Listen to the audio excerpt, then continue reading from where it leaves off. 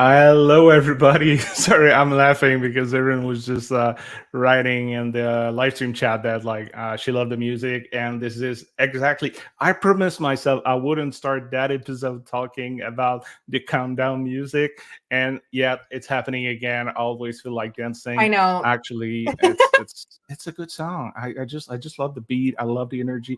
Actually, it's kind of a way. Not that I'm not excited about doing those live stream, but like it kind of like pump me up even more, and I'm like even more excited to start the show. And like that's amazing. That's Yeah, amazing. you it's like a good walkout song. Like I'm a big believer you need a good a good walkout Yeah, song. I did a roast comedy battle a couple of months ago and it was like they were like make you choose your walkout song, and I will fully admit I went full embarrassing and picked Pony by Genuine, that banger hit from the early 2000s. So, that's awesome. That's awesome. So yeah, all right, welcome people. Thanks for joining us live or watching the recording. This is already episode 9 of the DevRel show.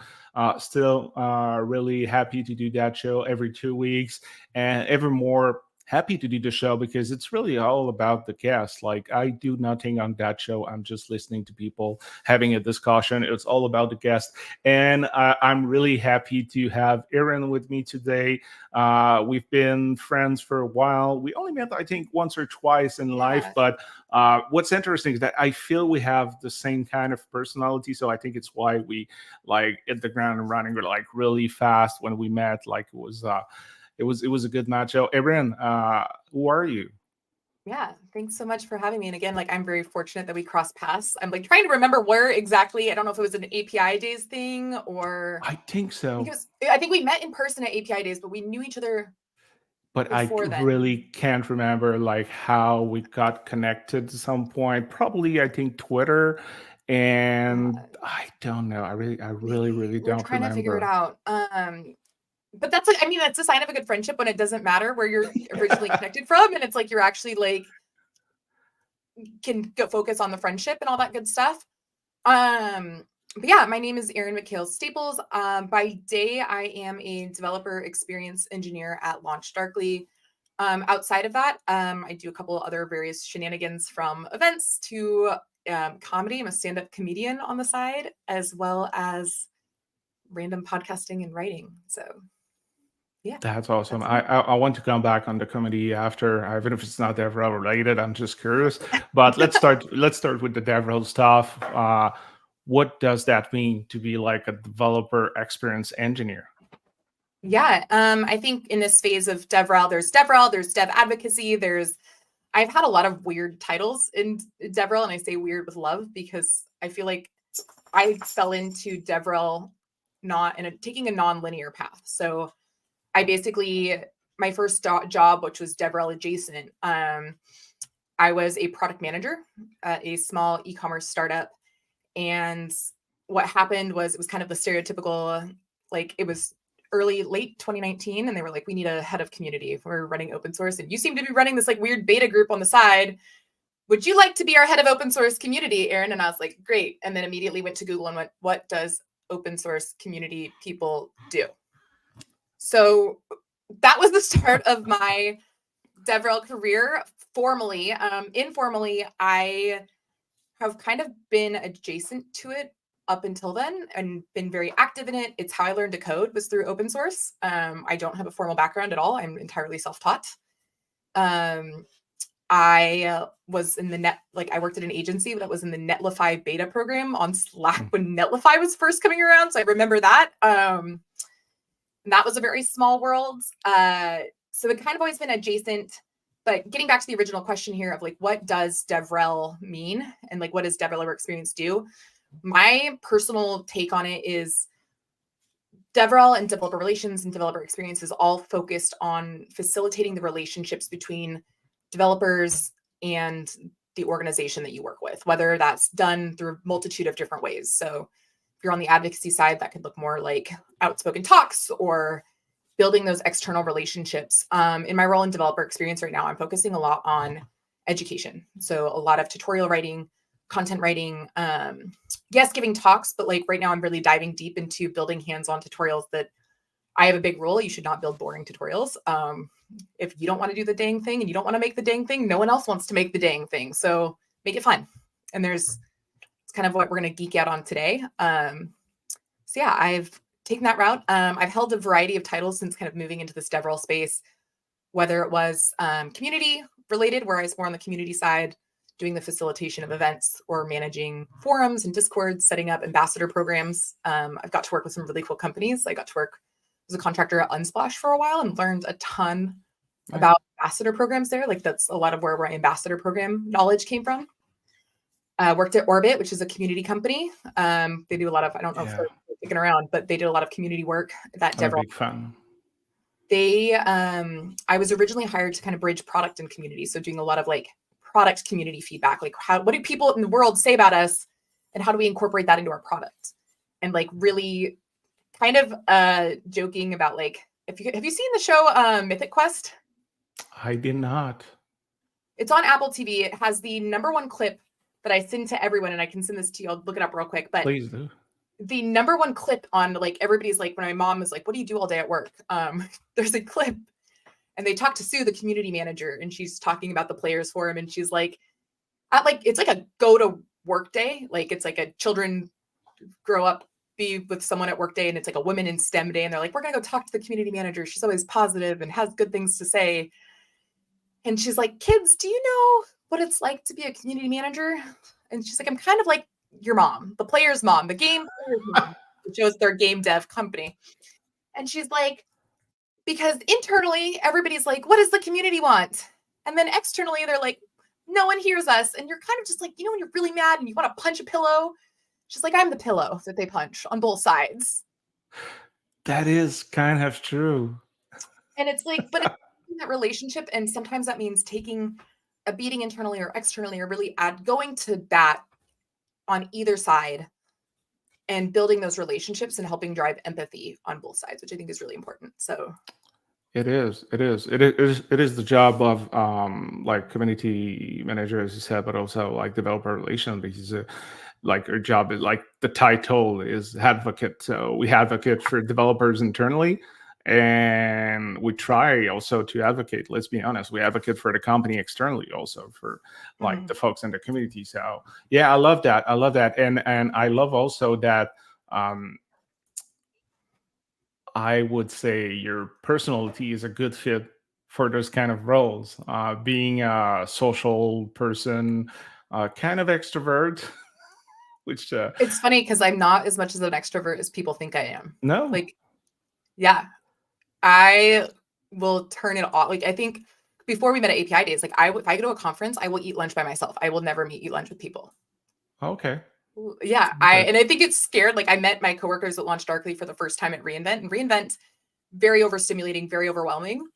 It is. And that's so everybody is like, it's too much. And I get so overstimulated there.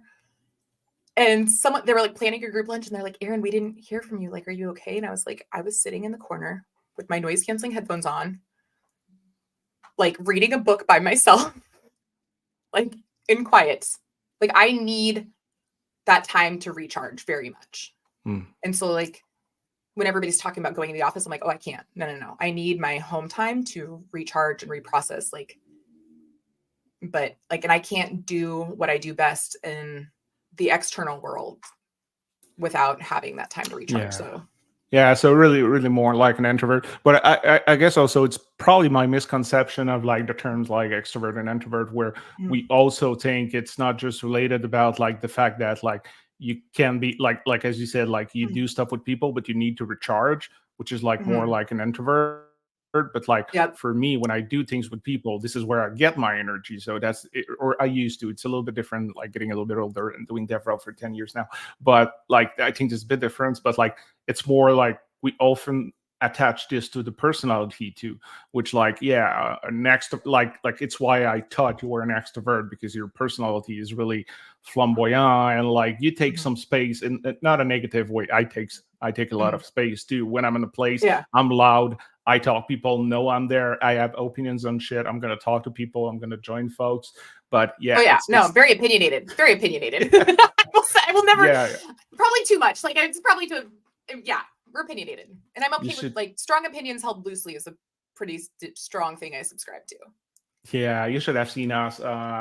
It's been a while now, maybe a couple of years, but last time I was in New York, went for drinks with a couple of friends, and I think we were like 5 or 6. And yeah, I would say that Erin and I were taking the spot maybe a little bit too much compared to other people.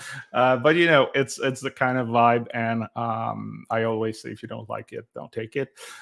It's part of my personality. But yeah, with that said, I'm curious also about, you said, okay, developer experience engineers. Now you work at, it's kind of like a newish job, LaunchDarkly.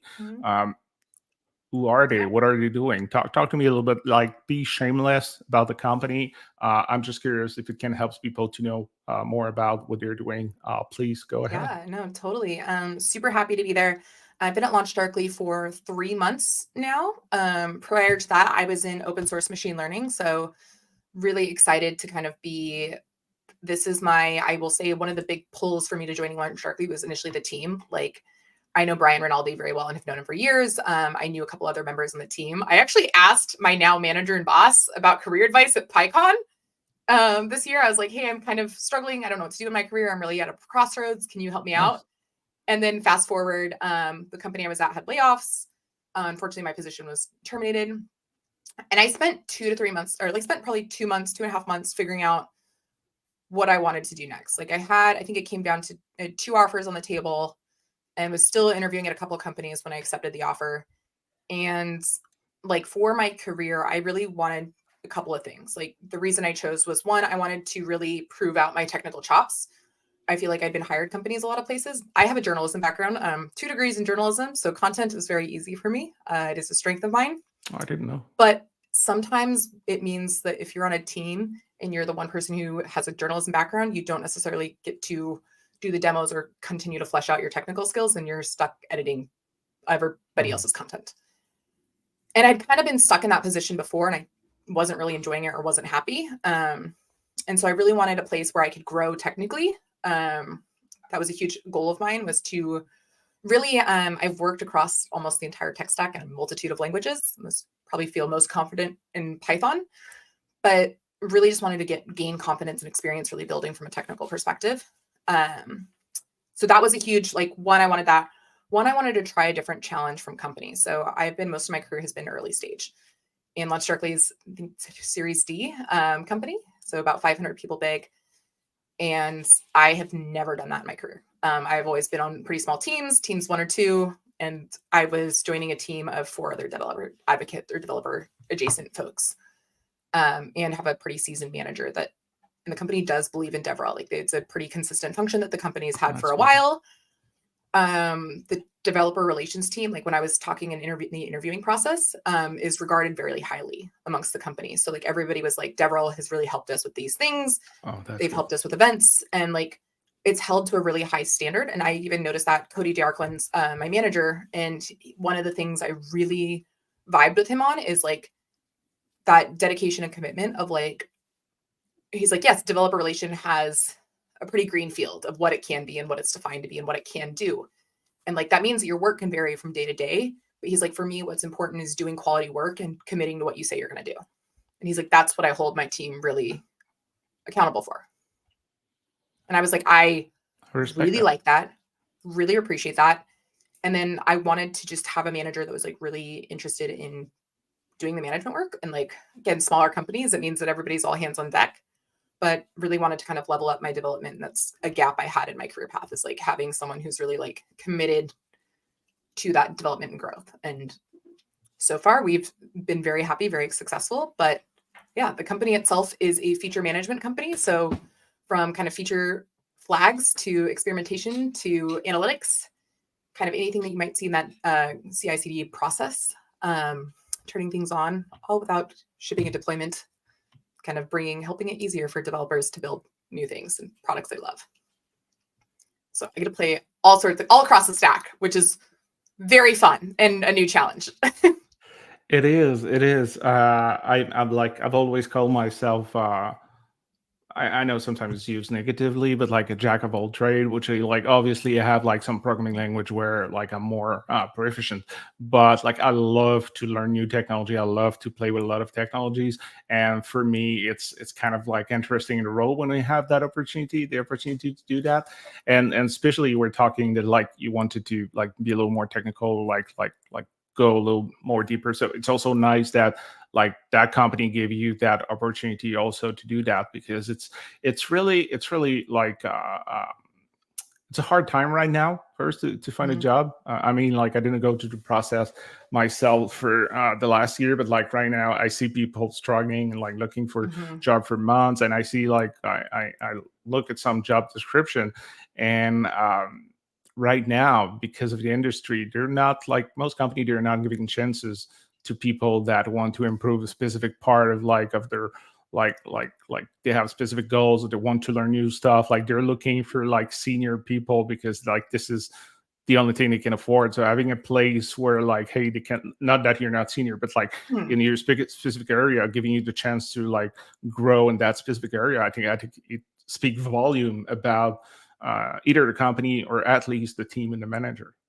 Yeah, I think, and that was one, like, I did fit a kind of a need that they had. So one of the perks to that is like I have most like my language I feel strongest in Python, and I had done some machine learning work for my last role. And my last role, it was really interesting. I had a very cool experience, probably something I'll never have in my entire career. So I was working in open source machine, like data ops, machine learning ops, but I didn't have a lick of data science and machine learning. I mean, I did some data journalism, but like very nascent semantic, like what is it called? When it's called like tone detection and stuff, like very basic sentiment analysis. That's the word I was looking Sentiment, for. yeah. Yeah. And I'd done very basic stuff previously, but hadn't done a whole lot. Had done some Python stuff, but like didn't like, it still was like my most comfortable language. And they brought me in, and part of the goal was for me to learn machine learning on the job. And I, very cool. Ended up the company kind of pivoted. So like things happened, but I got paid to blog and run workshops as I was learning, which was a great experience and set me up for success. Joining LaunchDarkly team, a lot of the team has a pretty strong JavaScript background. So they didn't have a Python person, or like the manager had a Hmm. Python background, but there's one other person who has a Python background but is pretty full stack. And so I was kind of able to jump in and be like, all right, we need Python demos. There are people building and using our tools in Python. I'm here, but I'm still able, like my first projects I actually did in TypeScript. And so it was like, and I remember like the first week having to be like, JavaScript brain back on again, like turning that kicking it on again, because it was definitely a little rusty. It But is. it's It is. interesting, and that was like, and it's a huge like thing I like about the role is like I get to play, like we have over 200 SDKs, both What? company maintained or community maintained. Say that again. We have over 200, LaunchDarkly is over 200 SDKs. Okay, this is what I heard, but I was not sure. Yeah, you were like, it's, some are community maintained, some are internally maintained. It's like a lot. So it's kind of a greenfield space of like building like, and so one of the things is like really making sure that you're tying to business value, right? Like that tying to impact, right? Doesn't really make sense to be building on an SDK from this like esoteric language that no one's Yeah. using necessarily. Except for one person who built this SDK for an esoteric language. I don't even know if we have an esoteric language SDK, but get the case in point.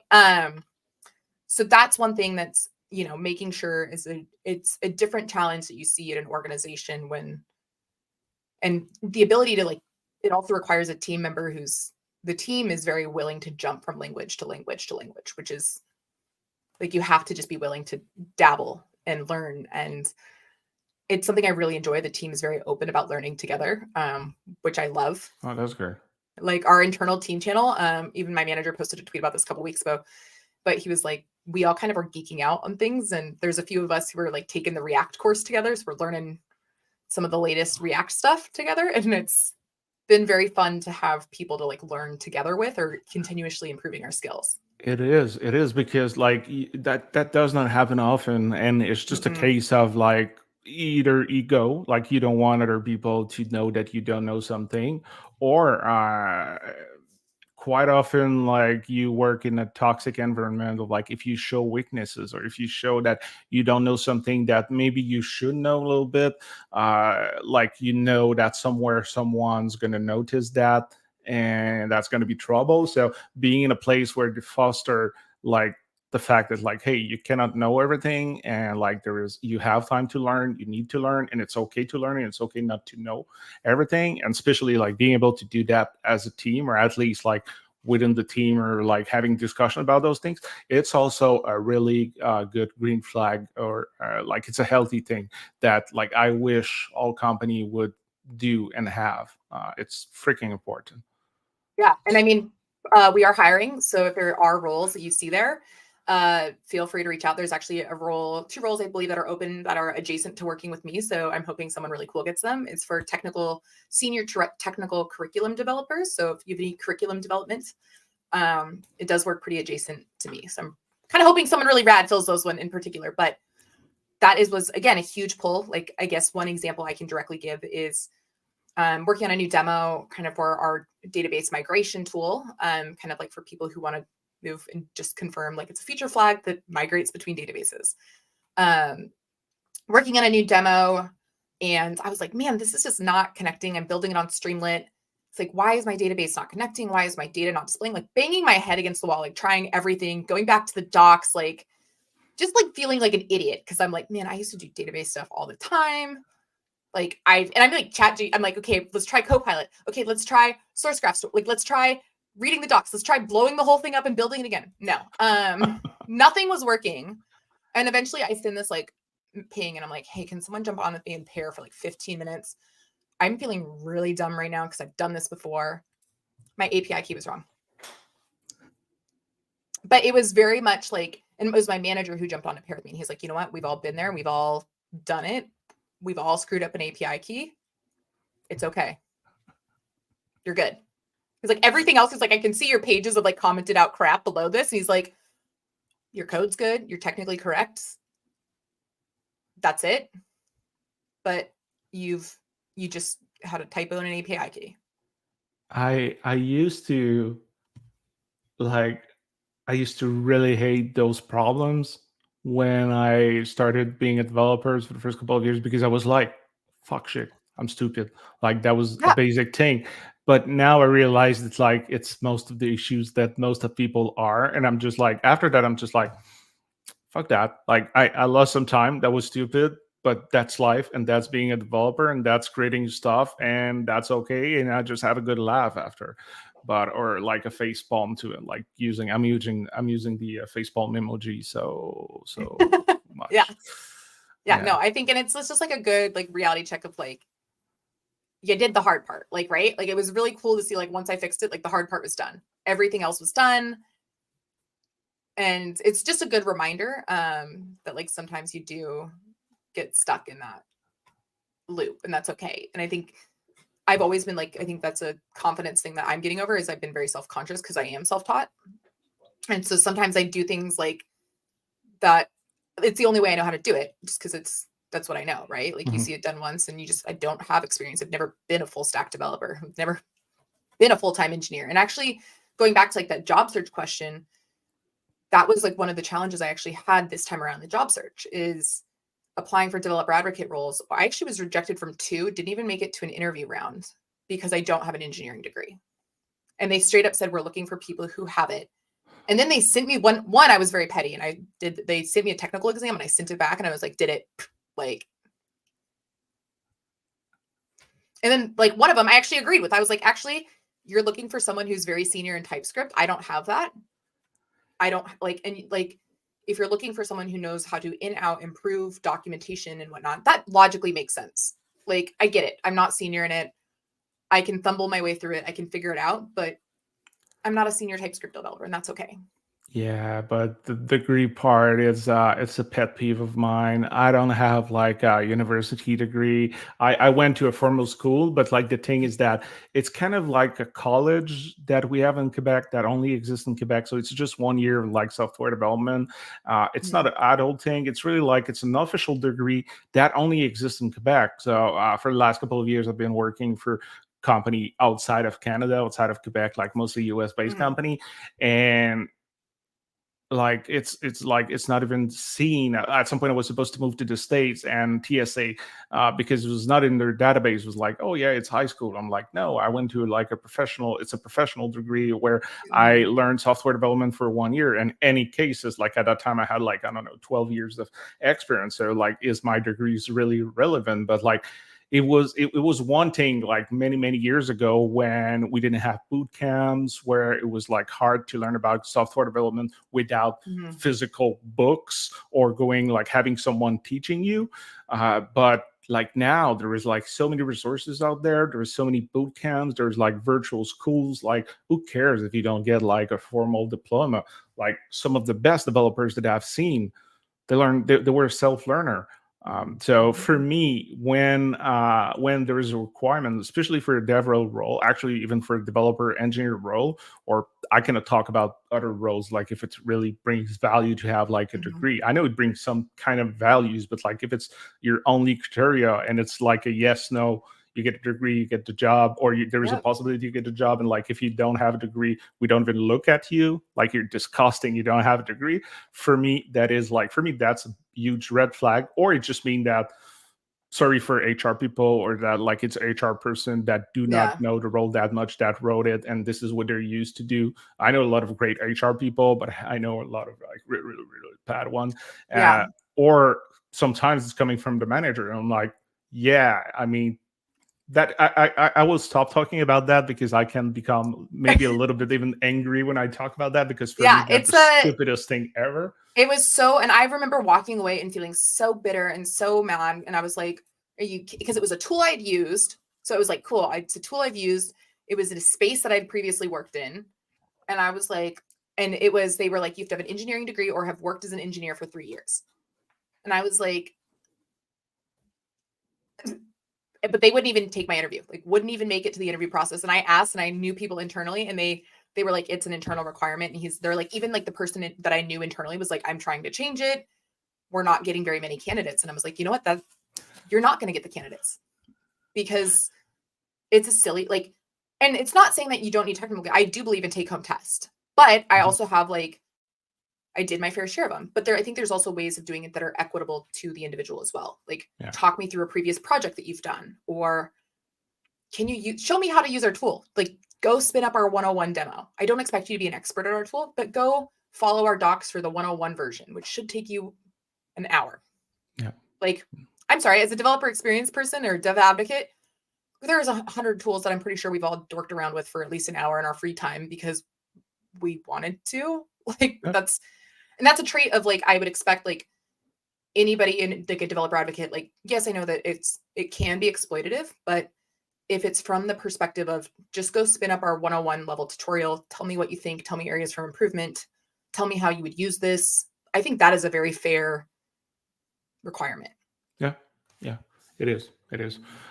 Anyway, just I wanted you to promote or even talk a little bit about your live stream or slash podcast that you also have, DevRelish, which for whatever reasons I just learned about like 5 minutes before joining the show, because I was looking at like getting your links that I could share during the show, and I went on your website, which I don't think I never went to. Sorry about that. But I went on their website and was like, what is the DevRelish? And I was like, click on it. I was like, what the heck? Like, how like does she is doing that? And like, I did not even know. So tell us just a little bit about the podcast. What is it? Yeah, so DevRelish is something we've been doing it for a little over a year now, with Brian Rinaldi and I, who's a co-host and also now my coworker at LaunchDarkly. We work together every day. It's very fun. But he runs cfe.dev. They're actually doing the jam.dev today. So if you want to watch that, go catch the last half of it after this, or it'll all be recorded on cfe.dev. But DevRelish we were both talking. So Brian actually has a history degree. Neither of us are formally taught. We both fell into DevRel. And we all realized that DevRel is not a linear show. Like, it's not a linear career. You don't have a straight path to being a DevRel. Everybody's path is different. So it's like DevRel-ish. Like, it's like all the stuff that you do that's not really DevRel, or how do you get into something that's not DevRel? Like our speaker this month is a good friend of mine, Colin Lawrence, who we actually worked at Orbit together, but he's an engineer that turned into DevRel. But he also doesn't have an engineering background, but he manages in-person communities as well and runs a co-working space. So it's about all these things that are not DevRel related that kind of apply to DevRel in a very ish way. And then Brian let me run away with a pickling theme, which is, he let me commit to a theme, and I don't think he knew what he was getting into. So it's got a pickling theme with a fun pickle fact at the end of every episode that I have inserted in. Oh, there is a pickle fact because I've seen the logo and I was like, that's amazing. And there's one thing, I will sound like a whole man yelling in the cloud, but I don't like the DevRel avocado thing. It's just because I've been for years fighting at the industry and with companies for people to take us seriously, take developer relations seriously, take it as it is something that bring return on investment, that is an investment, that is something important for your business to thrive, and that is not just like folks being paid to have drinks at conferences. And I thought, and I don't know, I kept that thing that like, oh, the avocado make it like less serious, make it, which I'm all about fun, but I don't know why I'm talking about that. I'm just like, oh, I saw DevRel-ish and I saw the pickles and I'm like, okay, that's great. I love that. So I'm not like, I don't even know what I'm talking about the avocado. I was just saying like, I'm not sure about the avocado, but I like the pickle thing, which is weird. We're leaving it. I also am a fermenter. Like some people made bread during the pandemic. I learned to make pickles from scratch, like ferment old school style pickles and brine. And I've made kimchi and kombucha. I got into fermentation. Which also Brian didn't know until we started doing this podcast. And I was like, you know that I ferment things for a hobby in my various weird things that I do. Actually, so. I want you to teach me because I tried a couple of years ago and I tried different recipes, different ways to do them. And they're always like blah. So I need some help. Very easy pickled asparagus one that is like, and then I have a fermented Bloody Mary recipe that'll rock your socks off. Oh, I want that. And then if you put both together, it's even better. Just saying. I like that. So just one question about, I want you to talk just a little bit. I know it's not DevRel related. Actually, I just want to comment about your podcast. I decided to do the DevRel show, and my goal was to have only people with titled developer advocates.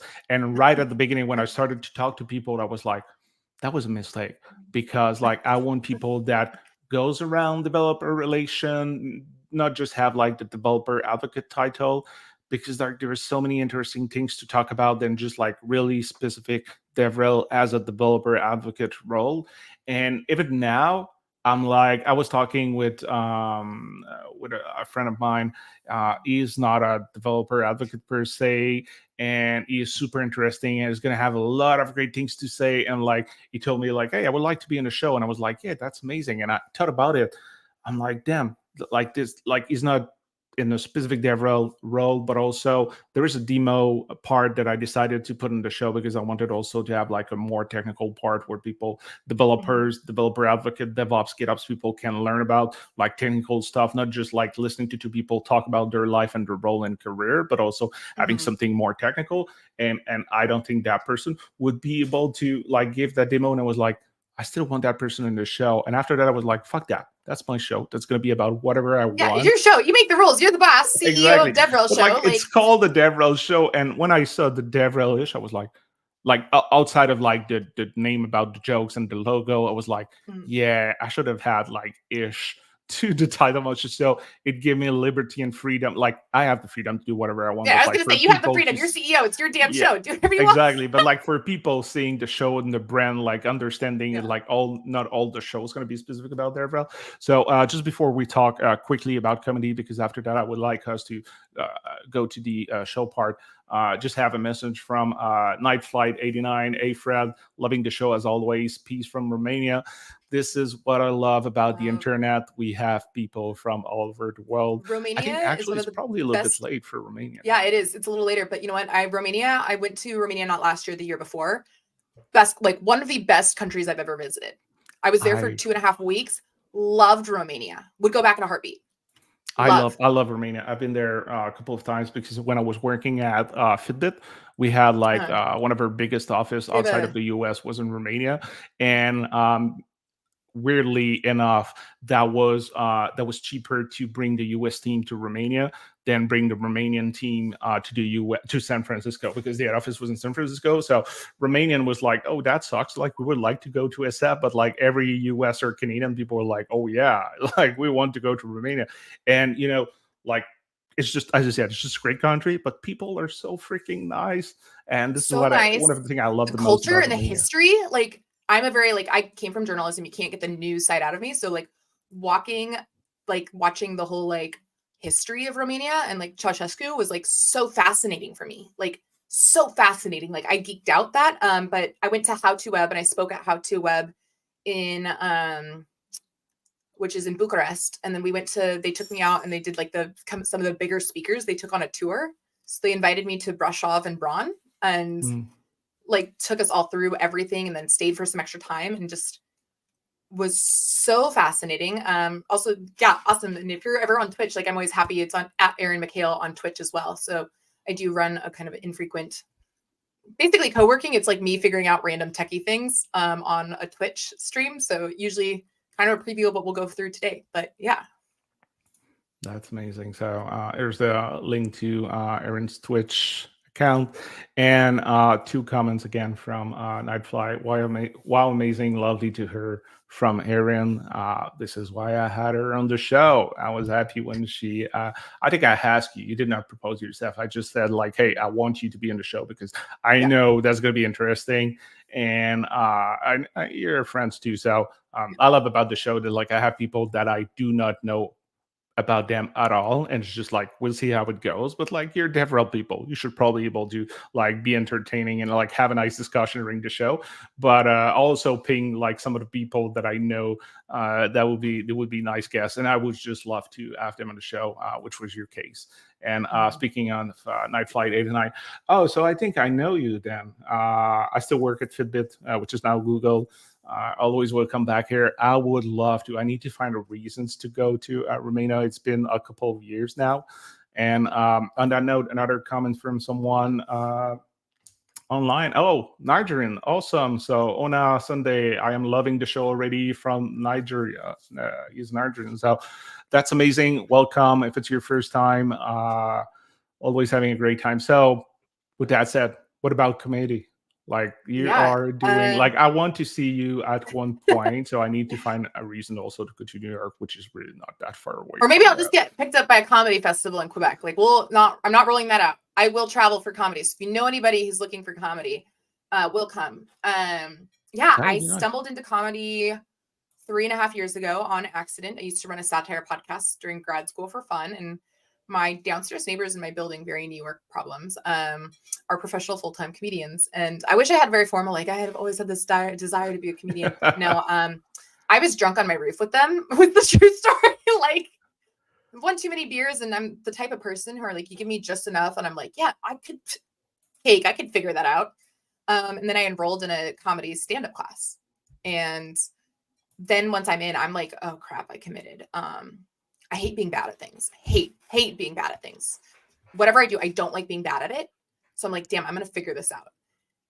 And then I learned the writing style, and I was like, oh my goodness, this is like writing satire. Like, this is very fun. It's formulated. It's calculated. It's precise. It's very mathematical, actually. Like, true comedy writing is mathematical. And I loved that. And I kind of got the bug, and I've been doing it for 3 years now. So I had my first like press mentions last year. I actually have to pay taxes on my stand-up, which is kind of a cool thing to say. I've actually made money off of stand-up comedy. Weird, like, blows my mind to think about. We had 2 sold-out shows this month.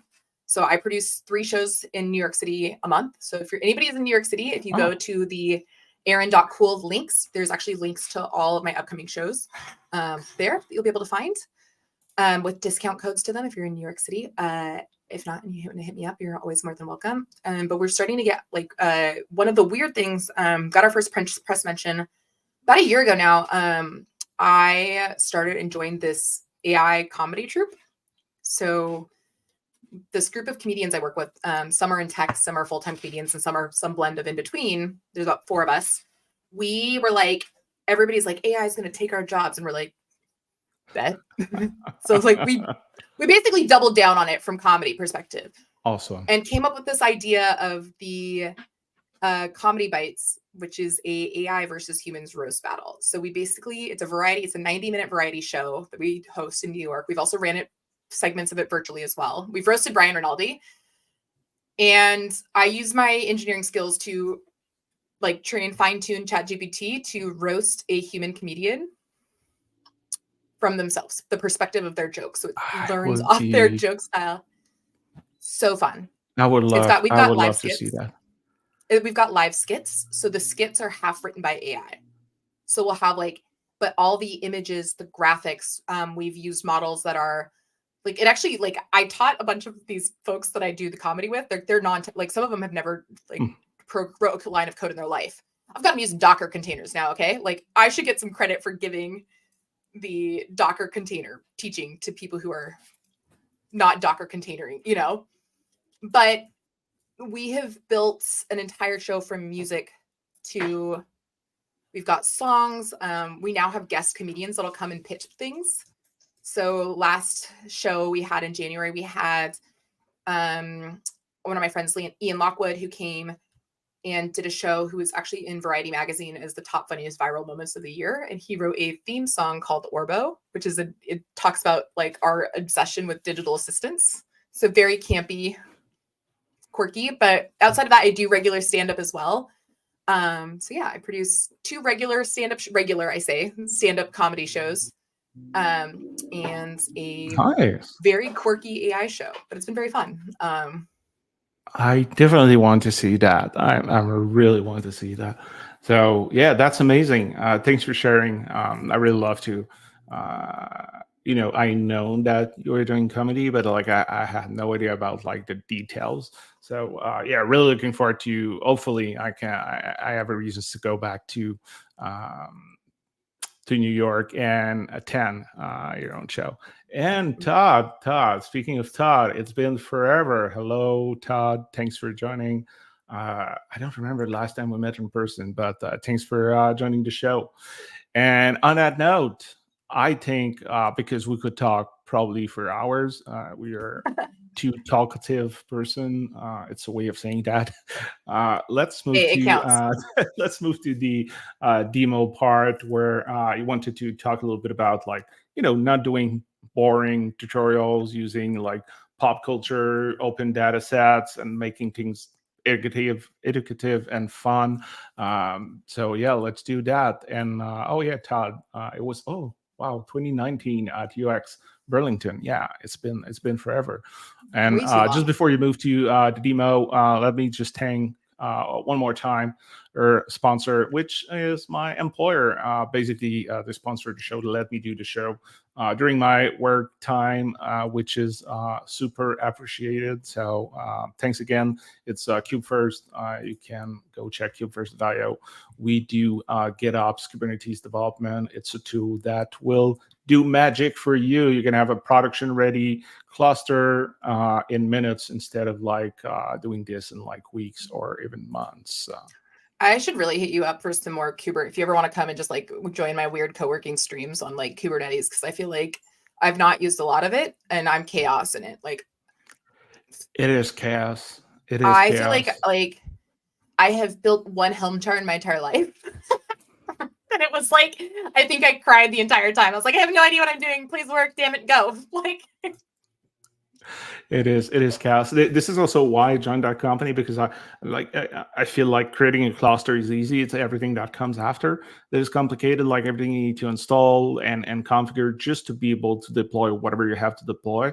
And I'm a developer, so as much as I can do some of those things, like my where I shine the most is like building the application. But after that, like that application needs to run somewhere, and like all the things that you need to do to make it just like have your application run on the cloud. it's complicated. So it's what I love from Qfers is that you get that like as I said, that production ready, like full fledged with all like the cloud native open source tool that you wouldn't need just to get started. It's already like install and configure for you, like really in minutes, instead of like, even if you have the expertise doing that, like in terms of like days or even weeks. So yeah, that's just great. But yeah, Kubernetes is like, I often heard people say like, oh yeah, it's easy, and I'm like, bullshit.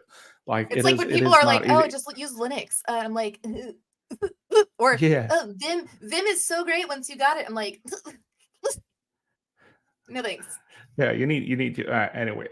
Let's We could go on a whole go. tangent of tools that I think are slightly gatekeeping in the world of tech, and I say that as someone who has used Vim and had tried to learn for a while Vim, and used to work on a team that a lot of people were Vim people.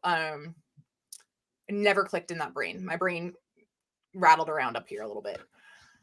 Anywho, so I do work at LaunchDarkly, just full disclosure, but we're not going to be talking about LaunchDarkly specific stuff today. We're going to go over a lot of the work I actually did to get my job and getting hired, and not building boring demos. Like if you learn nothing else from this, I want to challenge people, whatever you're working on, to have some little element of creativity and fun with it. Like I do believe, like if there's anything I've learned from doing stand-up and having a non-technical background, it's like, if no one cares, like no one, like it sounds so shitty to say, but like no one cares.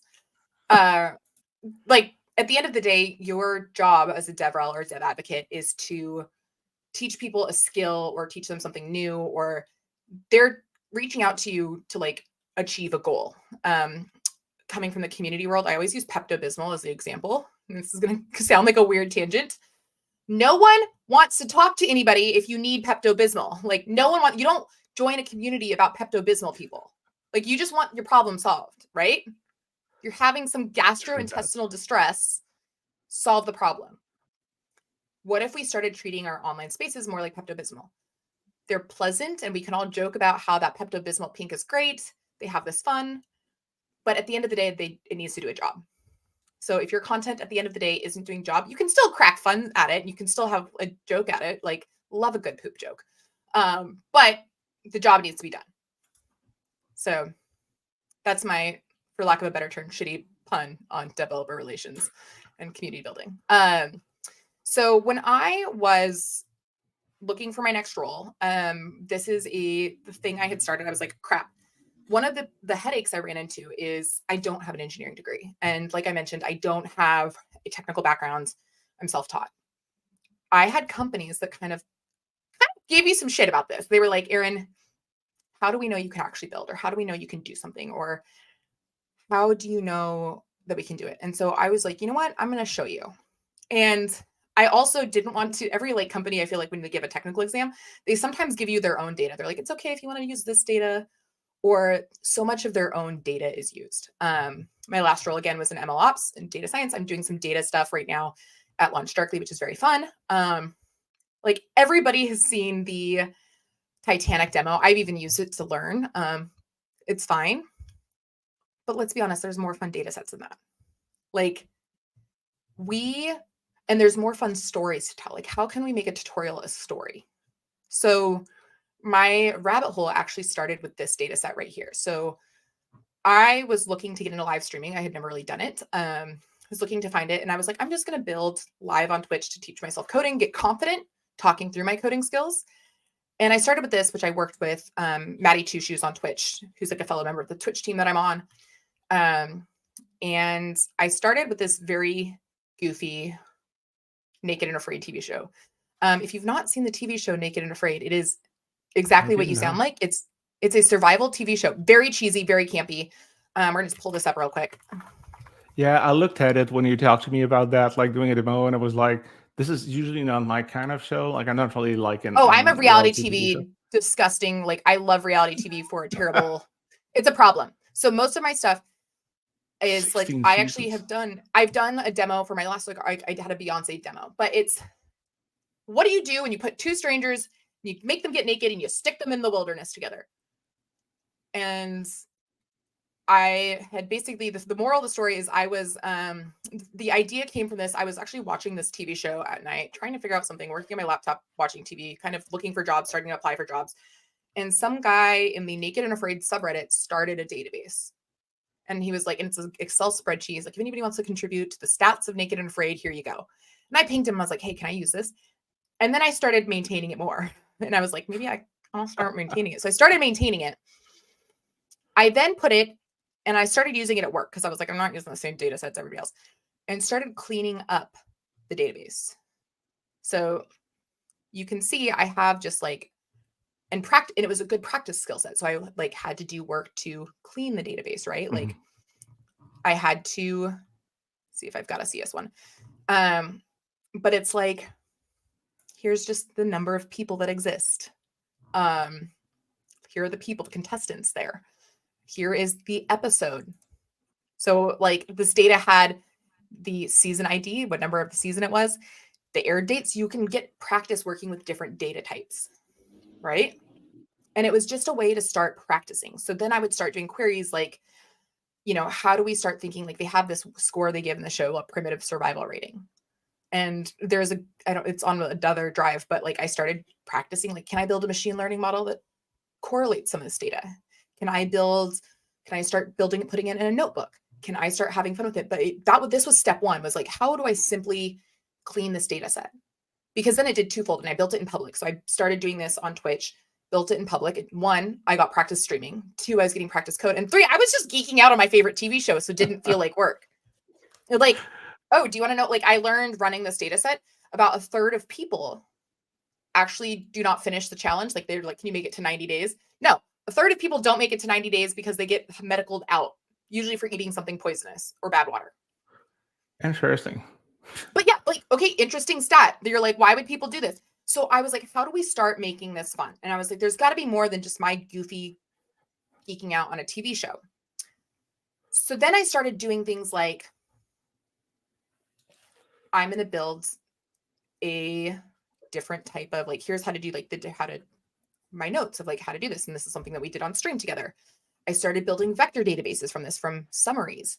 I started, when I had an interview, they'd be like, you can use our demos or something else. I'd be like, great, no, I'm gonna use it on my database. So I would literally and I would submit a series of technical stuff, and I just kept putting it in the repo. And then I would be like, okay, I'm gonna start opening my own issues. So I'd be like, here's things that I needed to open. And I would start opening my own issues on this. That is great, because one of the things I often say to people who I offer like free coffee chat, which is like basically like a 30 minutes when you can talk about whatever you want. And I got a lot of people that are looking for jobs and want advices, or people that want to start in tech. And I always say, like, if you're able to do that, try to learn in public and try to put as many things as you can in public, even if you feel that like it's not like, oh, a masterpiece, or you're just like in learning, even if like you do a boot camp online or you watch a video, and even if it's just like the example that it makes you do, and it's like a basic to-do application or whatever, it's still like really important, because like as you were doing it, like the goal of this, like you doing that, was to show to people that like, hey, I have the skills to be able to do the job. So like having those like public example, that really gives you the opportunity to like show to people that you have that experience. But especially like I was just talking about that because often, like, if company give you tests to do, it's kind of like closed source stuff that like you need to send them, and it may be proprietary like data and things, and like you cannot really use that if you don't get the job, like to show other people that like, hey, I was able to do that. So kind of like imposing a little bit of yourself and like saying, like, you know what, I'm going to use my stuff and I'm going to make it public. I think it's interesting. And the other thing is with the title, like if you don't know the show, it's also a good way to see like how is the team going to react to something that is called like Naked and Afraid, which like, you know, you can talk to people and they're going to be like, what the fuck is that? Like, it's like we're a professional environment, we should not talk about those things. And for me personally, because of who I am, it's a red flag. Like, we need to be able to talk about life and not always be like super serious. So I think it's also amazing for that. I don't know if you saw that has like a kind of like filter also for people, but like a Yeah, good I thing it didn't would be. have a lot of it. They were just like, "Wow, you really like your bizarre reality TV shows?" And I'm like, "Yes, I do actually." But like I also have examples that are Beyonce's. So like this is one. This was actually a technical exam that I did for an interview, and you can even see, and like you can see where I'm like yelling at the package. I was like, "I've never used this package before. Why is this not working?" And realized I was having things time out. But you can see like because I leave very clear, names on all of my projects and commit messages, that you can see my line of thinking real creative as we fall off the radar. But it was a really just good way of like, and I actually got a lot of positive feedback on people who are like, I like how you've labeled your process because I can see where your brain was working. So like even if the thing didn't work, or you're still working on it, it's a work in progress, I can see what you were thinking about in the process. Super, super And important. so I have continued on this because I went down the rabbit hole. And I think so many people, like, again, we do the same 12 data sets, the same 12 things. Like, um, we need to go find like whatever excites us and like love, like whatever thing you could go down the internet rabbit hole is. And I don't care. Everybody has something that they're like, I could go down an internet rabbit hole on this topic for 3 hours at a time. Find that, go build a tutorial about that. And like there's a perk to doing it on a Twitch stream or a YouTube channel or something else, because it's like, you can ask the audience, like, do you want to know? Like, that's how we did the whole stats behind medical stuff. We're like, okay, let's open up a weird Python notebook and calculate stats on medical. Like, how many people didn't finish the Naked and Afraid challenge, or what country did they come from, or what country is hard? This is another one that I had just kind of basically kicked around and started curating, because I was like, there's no excuse for you to use the same 12 data sets. I have actually went through, and as I find them, I've been dumping them here. And again, I've kind of come up with this very like sketchy things, but it has anything from skeet music to boy bands to, I've used the Pokemon one before. I've used the Beyonce one for a demo, but it's like, they're all different sorts of data sets like that are out there. And some people will give me gripes and they'll be like, the data set's not pretty. I'm like, cool, great example for you to do some data science. Yeah. Great time for you to learn. Go contribute back to the community. Like, go make it better. If you don't like it, make it better. And that's like brings me to the next one that I worked on. And Is just cutting in on this, I really like when you propose talking about that too, because I remember when my small stint had as a machine learning startup, and we're all doing like serious work, and obviously the goal was to have customers who had like serious like data set and need to do like business like machine learning stuff. And our most popular article was one about like how to use your tool to catalog your Pokemon cards. And it was just because it was just a fun way to learn how to use the tool. And like, it doesn't mean that your tool cannot do good things. It doesn't mean that your tool is not good. It's just mean that like, hey, we're gonna have like a non-boring fun way to show people how to use the tool. That's gonna be different than, like, as you said, the usual data sets, or the usual like if you talk just about like software development, the usual like to-do list that like everybody's doing. So no, that's a great thing. And just before I let you go, Todd was confirming like, exactly, I do stuff in public on stream that I have no idea about, but I can get through it and get it done. And thanks, Todd, also for sharing, because I say that to people, and it's really hard for the ego. Sometimes you're going to have like the imposter syndrome. It's really hard to be vulnerable on a live stream, on the show, learning, basically showing people that you don't know everything and that there is issue. So I tell you, if a senior, awesome gentleman like Todd is doing that, everybody can do that. So like just do it. Try to learn in public. I know it's real hard at the beginning, it's real difficult, but you're going to see that most people are really nice with you when you do that. And they're so helpful. So actually, great example. This is actually something I did myself. So this is a data set. Other trash reality. I'm going to out all my trash reality TV show obsessions on this podcast. Like, this is actually just my reality TV show obsession podcast now, part of the segment. The other show I love is 90 Day Fiance. It's a terrible show. It is so bad. It is gold trash TV. No one had a data set about this. No one. So I actually scraped Wikipedia to do this and made a data set. and it's now publicly available on Hugging Face. It's also on my GitHub, but it's just a 90 Day Fiance data set. And I'm currently using it and starting to build more demos on top of this because it's a fun, funky narrative. And we're going through, and part of it is like building different formats of it and building different ways of it. But I'm building relevant demos. And I think everybody forgets that like there's things like I've seen fan pages built, right? Like a fan page is a great, like, okay, you're like, Erin, I don't work in data science. Fine, build a fan page. Like build something, like I'm building this into an API and adding feature flags to an API right now. Like, okay, so you can query 90 Day Fiance data for shits and giggles if you really want it. That's awesome. I was when you were talking, I was also looking like, hey, is there? I'm a big huge fan of like The Office US. I watch it like probably like all the seasons like 9 times now, and I was like, okay, next time I have to do like a demo with data, like I need to like stop using the boring stuff, which I usually do because of laziness on my part, and it's just like easier because I've always done that. But I try to present them in a fun way. But I agree that like data is like my data sets. My data sets, they're bad. So I was like, okay, next time I just need to find like something to build, and for whatever I'm going to do, I need to use something like a nice, better pop culture data set. Yeah, it doesn't even have to be a database one, right? Like you could do like an Office fan page, or you could do, world's best employee page, and it like generates a thing. Like start like, and I think that's where it gets really fun, is like starting to think about like really kind of, I used to get really paralyzed at being like, this needs to be useful. Like that used to paralyze me because I'd be like, okay, what is the useful case? And it's like, when did we like, I learned to code because I wanted to make my MySpace page super dope. So like that wasn't useful, but it was fun. And I think we need to go back to that. And it's okay.